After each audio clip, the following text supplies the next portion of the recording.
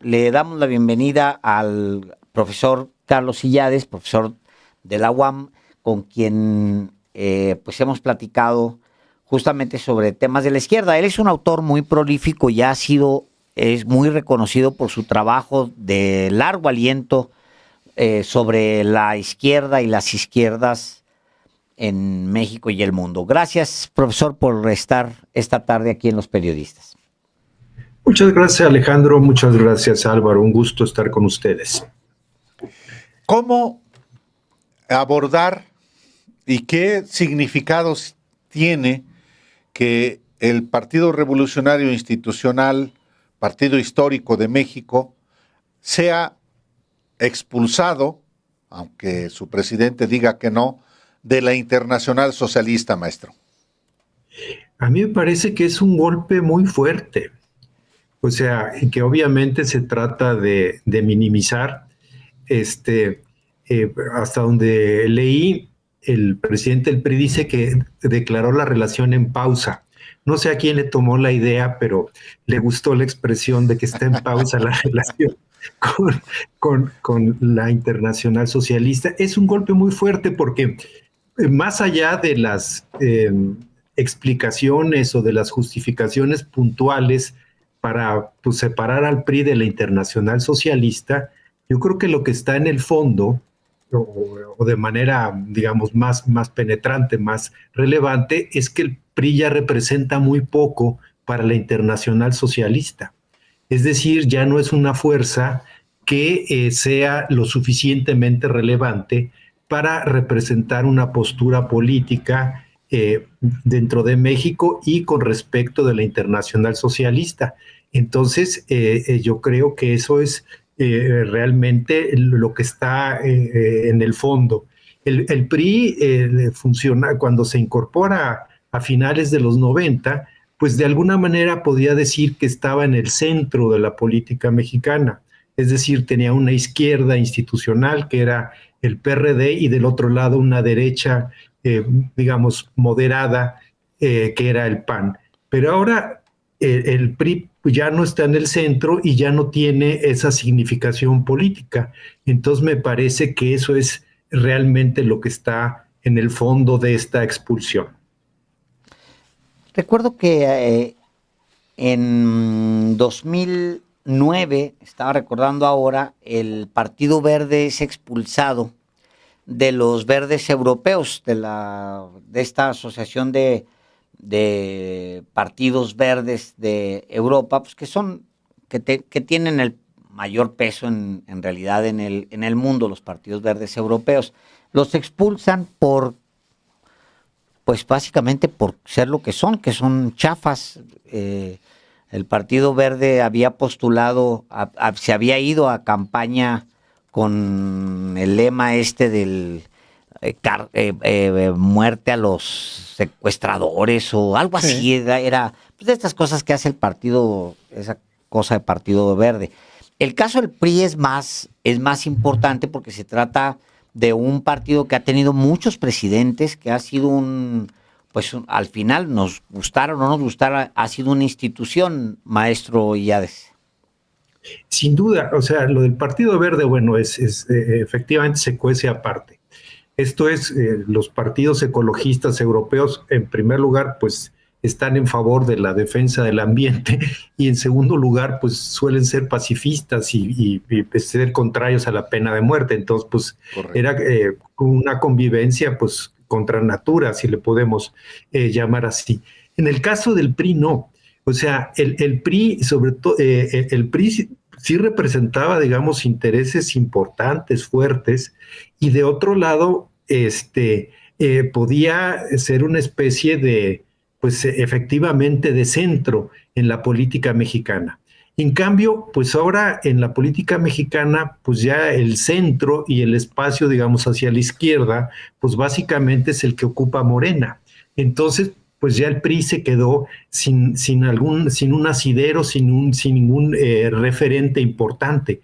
Entonces, pues ya es superfluo y necesario, y más pues con los actos, pues, digamos, violentos, pues de su presidente. Entonces pues ya es en realidad una organización pues que daña o perjudica a la Internacional Socialista, que dicho sea de paso, pues es una internacional que reúne a 130 y tantos partidos políticos en el mundo. Entonces el PRI básicamente ya no aporta nada o muy poco.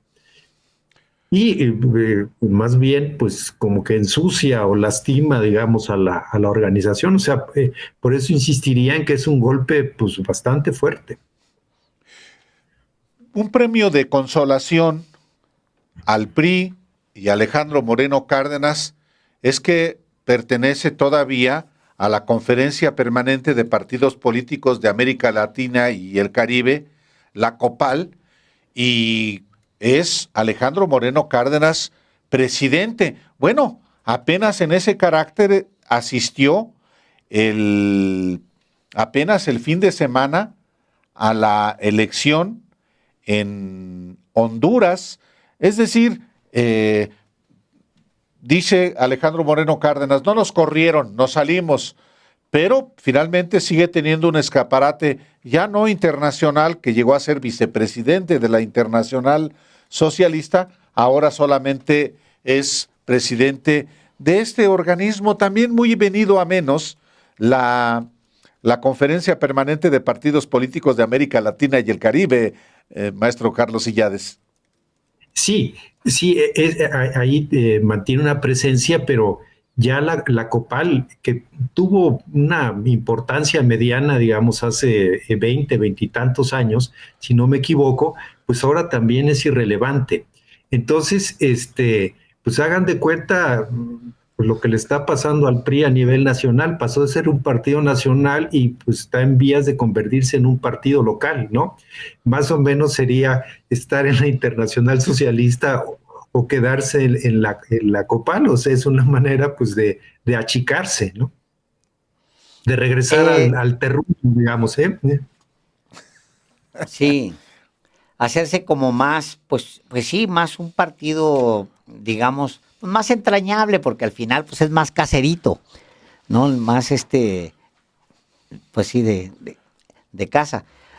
Maestro, el PRI siempre ha jugado pues con esa relación con la izquierda internacional, con la izquierda en México, con su posición en la izquierda siempre la ha utilizado dependiendo los tiempos. Solemos citar, Álvaro y yo, luego el caso más dramático o más fácil de ilustrar, digamos, que es el de Echeverría, que al mismo tiempo que asesinaba a líderes de izquierda en México, pues los desaparecía, los torturaban, los metían, en fin, todo lo que sabemos que se hacía durante la Guerra Sucia. Al mismo tiempo coqueteaba con todos los órganos internacionales de izquierda, pero el PRI siempre ha utilizado pues a la izquierda para luego esconderse, para camuflarse. Sí, eso sin duda es cierto, pero al mismo tiempo el PRI en México, como otros partidos que ingresaron más o menos al mismo tiempo que el PRI a la Internacional Socialista, esto es el APRA peruano o la Unión Cívica Radical Argentina, pues han sido como una especie de sustituto de la socialdemocracia en América Latina. Esto es, en América Latina prácticamente no hubo socialdemocracia. No se dieron, digamos, las condiciones para que hubiera partidos como los partidos socialistas, digamos, europeos, que tenían una base trabajadora importante, etcétera, etcétera. Entonces, la misma Internacional Socialista, cuando afilia a estos partidos, piensa pues que son esta especie de sustitutos, ¿no? Entonces, el PRI sí jugaba más o menos o se avenía, digamos, a este perfil. Ahora, obviamente, el PRI a nivel interno aprovechaba, digamos, el juego político internacional y en el caso específico de Echeverría, pues los exilios latinoamericanos para sacar, digamos, lavarse la cara, digamos, a nivel interno. Eso no hay duda. Pero también creo que sí ocupó un espacio que era, pues, digamos, el que se había asignado a los partidos socialistas europeos. Y ahí quiero observar una cosa porque leí una de las notas que sacaron en Sin embargo. La Internacional Socialista, esta no viene de las internacionales del siglo XIX. Las del siglo XIX, la primera internacional del 64, pues es la de los comunistas, digamos. Después se afilian los anarquistas, después rompen los anarquistas con los comunistas. Después viene la segunda, que es la que impulsa fundamentalmente Marx. Marx y Engels, pero sobre todo Marx. La segunda, la del 1889, que es, ya no está Marx, la figura más importante es Engels, es cuando los partidos socialistas se vuelven partidos de masas, partidos que tienen una base obrera muy importante. Entonces van cambiando las estrategias políticas. Después, y seré muy breve, la tercera internacional, que es la que se forma a partir de la Revolución Rusa, que se forma pues ya en San Petersburgo, la primera en Londres, la segunda en París, la tercera en San Petersburgo, y ahí es ya claramente la división con los socialistas. Es decir, en el siglo XIX, en la época de la Segunda Internacional, todos eran socialdemócratas. Con la Primera Guerra Mundial, los socialdemócratas se separan de los que después se llamarán específicamente comunistas y forman partidos comunistas después de la Revolución Rusa. Entonces, lo que conocemos y que mencionaron ustedes hace un momento y como Internacional Socialista, que se forma en 1951, es la internacional de los partidos socialistas, no de los partidos, digamos, que vienen del comunismo. Entonces es la línea de Gibran de todos ellos, ¿no? Entonces ahí pues sí tendría algún juego el PRI, ¿no? Claro. Incluyendo en el caso de México, volviendo al ejemplo del PRI como un partido que busca, sobre todo después de la Revolución Cubana, asumir una posición entre las fuerzas de derecha, de extrema derecha, y los partidos propiamente comunistas que buscan la revolución para instaurar el socialismo. De ahí también la propia definición de Adolfo López Mateos de ser un presidente de extrema izquierda dentro de la Constitución, apenas poquito después de la propia Revolución Cubana. Exacto, o llamarse revolucionario institucional, ¿no? Claro. Es decir, es jugar, digamos, a esta postura, digamos, a ratos favorecedora de las clases populares, pero pues en un estado pues, autoritario. Y qué curioso, maestro Carlos Illades, que se afilia el PRI a la Internacional Socialista en pleno auge del modelo neoliberal en México y en el mundo. Claro, o sea, allí en realidad pues ya se había desplazado, pero tenía, digamos, a una derecha liberal, a su lado derecho el PAN, y del otro lado tenía al PRD. Entonces sí podía jugar a este centro socialdemócrata, digamos, ¿no? Aunque ya iba en una línea más neoliberal, pero también la socialdemocracia europea iba en una línea parecida, pues es la tercera vía, ¿no? Es decir, que aceptan el programa neoliberal, la socialdemocracia, entonces tampoco está tan fuera de tono, ¿no? El asunto es que con pues, el colapso, como le queramos llamar, la implosión del sistema político en 2018, pues el Morena y la 4T pues prácticamente ocupó las 3/4 partes del espacio político, ¿no? Entonces ya no hay una oposición, digamos, de izquierda, o es formal, es decir, son grupos pequeños, lo que queda del zapatismo, lo que hablamos en otra ocasión de los encapuchados y pequeños grupos de las viejas izquierdas. Pero entonces el espacio de la izquierda pues está prácticamente copado por Morena, y el centro pues también está copado por Morena. Entonces, ¿Qué pues está lo pasando? que tenemos es una derecha y ya pues se empieza a perfilar pues una ultraderecha, pues. Sí. Eso es justamente lo que quería preguntarle, si coincidía usted con los que creen que realmente sí estamos caminando hacia este escenario donde pues sí está moviéndose, apareciendo, por lo menos haciéndose más evidente, una izquierda pues más abierta, sin ningún empacho puede mostrarse, y al mismo tiempo se están normalizando más posiciones de ultraderecha en México. Sí, y más que nada, todavía, digamos, a un nivel propagandístico, publicitario, o sea, no podemos todavía decir que hay una ultraderecha organizada, potente, etcétera. Pero antes, pues prácticamente pues, no se atrevía, ¿no? Es decir, era algo que era mucho más discreto. Obviamente había estas cosas, sobre todo vinculadas con el anticomunismo, ¿no? El muro, todo esto antes, pero no una fuerza política que así a los cuatro vientos diga que es y se ostente como de ultraderecha, ¿no?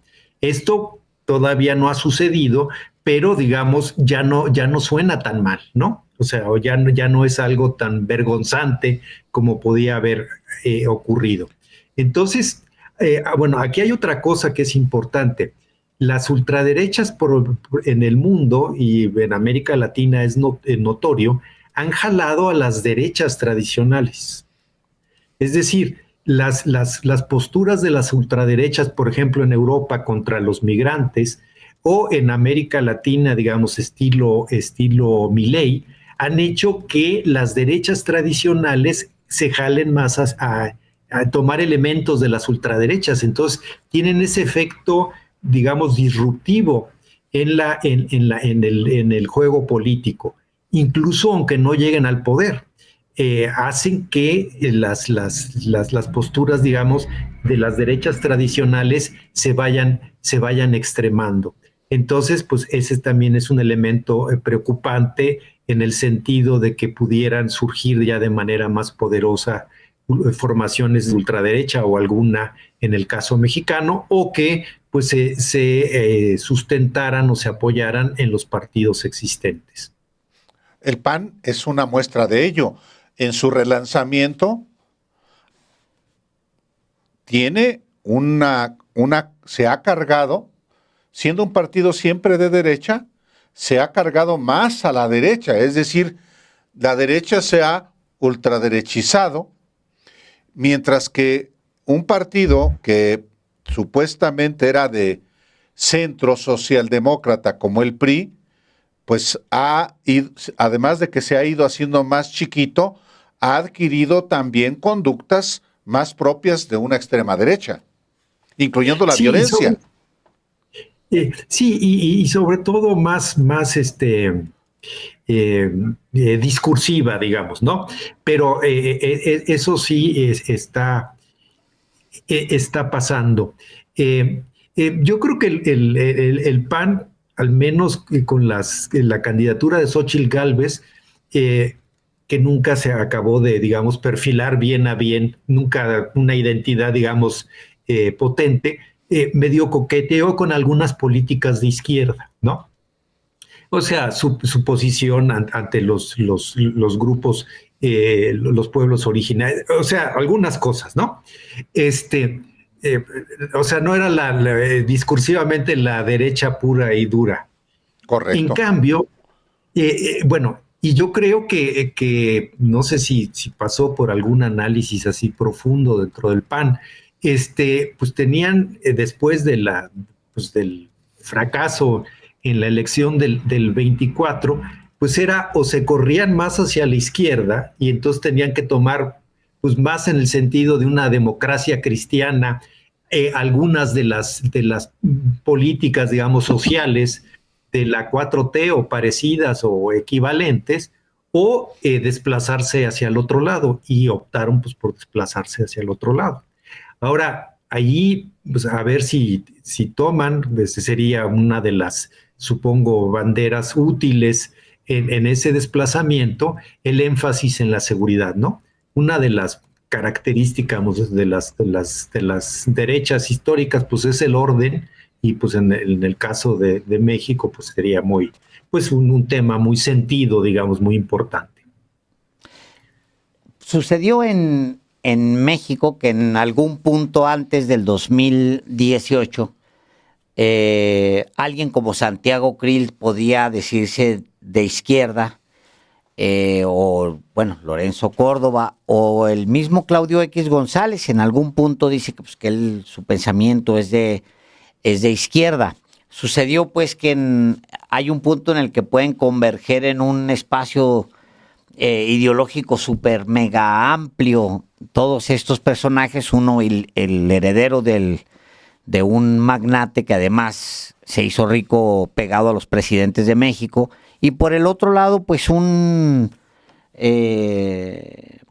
pues no sé, casi cualquiera de ellos, pues gente que no tenía realmente mucha vocación de izquierda que digamos, pero cabían en esta albercota, superalberca que permitía en el centro que todo mundo navegara ahí. Recuerdo mucho, pues, un montón de personajes. El mismo Carlos Salinas de Gortari, pues él se planteaba como un hombre de izquierda y demás.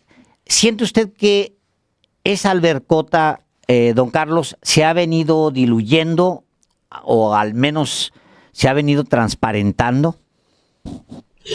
Yo creo que se ha venido diluyendo.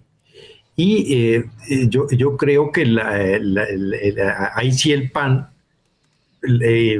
necesita definir una postura más clara, ¿no?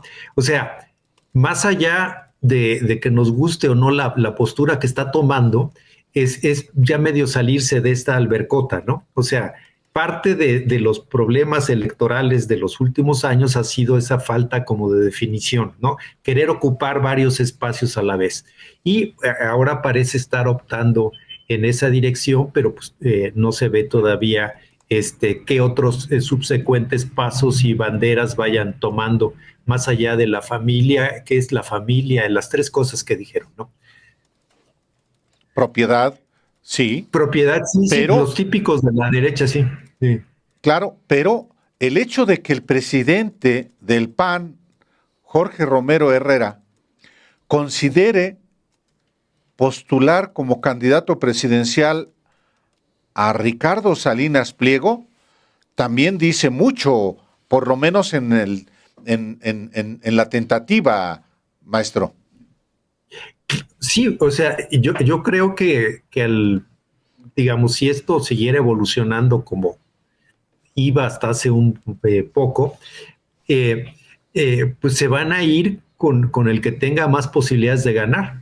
Entonces, si Salinas Pliego lograra consolidar una candidatura, digamos, más fuerte que las que pudieran ofrecer los actuales gobernadores, gobernadoras panistas, pues yo creo que sí lo podrían considerar.